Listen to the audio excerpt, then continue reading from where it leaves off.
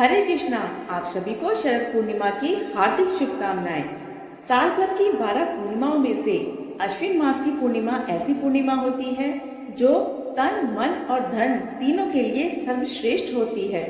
शरद पूर्णिमा में चंद्रमा से अमृत की वर्षा होती है। वहीं धन की देवी लक्ष्मी अपने भक्तों को धन्य धान्य से भरपूर करती हैं। ऐसी मान्यता है आज के दिन माता लक्ष्मी धरती पर विचरण करती हैं और पूछती हैं कि कौन जाग रहा है। घर घर महालक्ष्मी जी देखती हैं कि कौन सा भक्त उनकी सच्ची उपासना कर रहा है, उनकी सेवा कर रहा है। इसलिए शरद पूर्णिमा का एक नाम कोजागरी पूर्णिमा भी है। इस पूर्णिमा का इतना प्रभाव है कि आयुर्वेद आचार्य साल भर इस पूर्णिमा का इंतजार करते हैं। जीवन दायिनी जड़ी बूटियों को चंद्रमा की रोशनी में रखते हैं। अमृत से नहाई हुई इन जड़ी बूटियों से जब दवा बनाई जाती है तो वह रोगी पर तुरंत असर करती है। आज के दिन चंद्रमा की चांदनी में खीर रखने का भी नियम है। ऐसा करने से चंद्रमा की जो रोशनी खीर पर पड़ती है उससे वह खीर अमृत समान हो जाती है। ऐसा कहा जाता है उस खीर को ग्रहण करने से शरीर के रोग दूर हो जाते हैं और शरीर की प्रतिरोधक क्षमता बढ़ जाती है। कहते हैं वृंदावन में जब श्री कृष्ण महारास रचा रहे थे तब चंद्रमा आसमान से सब देख रहा था और वह इतना भाव विभोर हुआ कि उसने अपनी शीतलता के साथ धरती पर अमृत की वर्षा आरंभ कर दी। शरद पूर्णिमा के दिन पूर्णिमा के उपवास प्रारंभ करने के लिए बहुत ही अच्छा माना जाता है। इसलिए जो लोग पूर्णिमा के उपवास शुरू करना चाहते हैं वह शरद पूर्णिमा के दिन से कर सकते हैं। अब सुनते हैं शरद पूर्णिमा की कथाएं। आपसे अनुरोध है आपको कथाएं पसंद आए तो आप वीडियो को लाइक जरूर कीजिएगा, कमेंट बॉक्स में हरे कृष्णा जरूर लिखिएगा। शरद पूर्णिमा यानी आश्विन पूर्णिमा की एक पुरानी कथा के अनुसार एक गांव में एक साहूकार था जिसकी दो सुंदर सुशील कन्याएं थी। दोनों बहनों में से एक धार्मिक रीति रिवाजों में बहुत आगे थी और एक का मन इस सब में नहीं लगता था और वह दोनों बहनें महीने में पड़ने वाली हर पूर्णिमा तिथि को व्रत किया करती थी। उन दोनों बेटियों में बड़ी बेटी पूर्णिमा का व्रत पूरे विधि विधान से किया करती थी और जबकि छोटी बेटी ठीक से नियमों का पालन नहीं किया करती थी।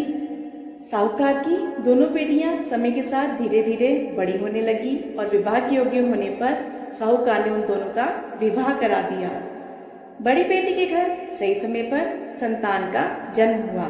छोटी बेटी के घर भी संतान का जन्म हुआ, लेकिन दुर्भाग्यवश उसकी संतान की मृत्यु जन्म के कुछ दिनों बाद ही हो जाती थी। जब छोटी बेटी के साथ ऐसा 2 से 3 बार हुआ तब उसने एक ब्राह्मण को बुलाकर अपनी पूरी व्यथा सुनाई और इसका कोई उपाय बताने को भी कहा। तो उसकी सारी बात सुनकर और कुछ प्रश्न पूछकर ब्राह्मण ने कहा कि तुम पूर्णिमा का अधूरा व्रत करती हो, इसलिए तुम्हें व्रत का पूरा फल प्राप्त नहीं हो रहा है और अधूरा व्रत करने का दोष भी लग रहा है। ब्राह्मण की बात सुनकर साहूकार की छोटी बेटी ने इस बार पूर्णिमा का व्रत पूरे विधि विधान से करने का निश्चय किया। आश्विन पूर्णिमा आने से पहले ही साहूकार की छोटी बेटी ने इस बार एक बेटे को जन्म दिया, लेकिन उसकी भी मृत्यु हो गई। इस बार उसने अपने बेटे के शव को एक चौकी पर रख दिया और उसे एक कपड़े से ढक दिया और अपनी बहन को बुलाया।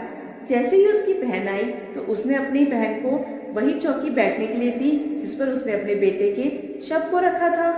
बड़ी बहन जैसे ही उस चौकी पर बैठने को गई उसका घाघरा उस मरे हुए बच्चे को छू गया और उसका घाघरा छूते ही वह मरा हुआ बच्चा जीवित हो उठा और रोने लगा। तब बड़ी बहन छोटी बहन से बोली कि बहन तू मुझ पर कलंक लगाना चाहती थी, मेरे बैठने से तो ये बालक मर जाता। तब छोटी बहन बोली बहन मैं क्या बताऊं, ये तो पहले से ही मृत था, ये तो तेरे पुण्य से जीवित हो उठा है, तेरे भाग्य से इसको पुनर्जीवन मिला है। बच्चे की रोने की बात सुनकर छोटी बहन बहुत ही खुश हुई। तब उसने अपनी बहन से कहा बहन तुम तो हमेशा पूर्णिमा का व्रत विधि विधान से पूर्ण किया करती थी और मैं हमेशा अधूरा व्रत ही किया करती थी, इसलिए भगवान की कृपा तुम पर सदैव हुई और मैं हमेशा अधूरा व्रत ही किया करती थी। इसकी वजह से मुझे दोष लगा जिससे मेरी संतान जीवित नहीं रहती थी। आज तुम्हारे भाग्य से मेरी संतान भी जीवित हो गई। तब उस छोटी बहन ने पूरे गांव में ढिंढोरा पिटवा दिया कि जो कोई भी पूर्णिमा का व्रत करे वह पूरा व्रत करे, अधूरा व्रत कोई भी ना करे।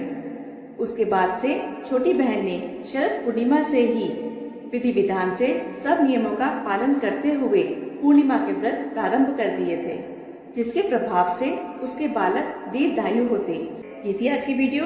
आशा है आपको जानकारी पसंद आई होगी। जानकारी पसंद आई हो तो वीडियो को लाइक करके कमेंट बॉक्स में जय महालक्ष्मी जरूर लिखिएगा। आपका एक एक लाइक, एक एक कमेंट मेरे लिए बहुत ही महत्वपूर्ण होता है। ऐसी और वीडियो के लिए चैनल को सब्सक्राइब करना ना भूलिएगा। धन्यवाद।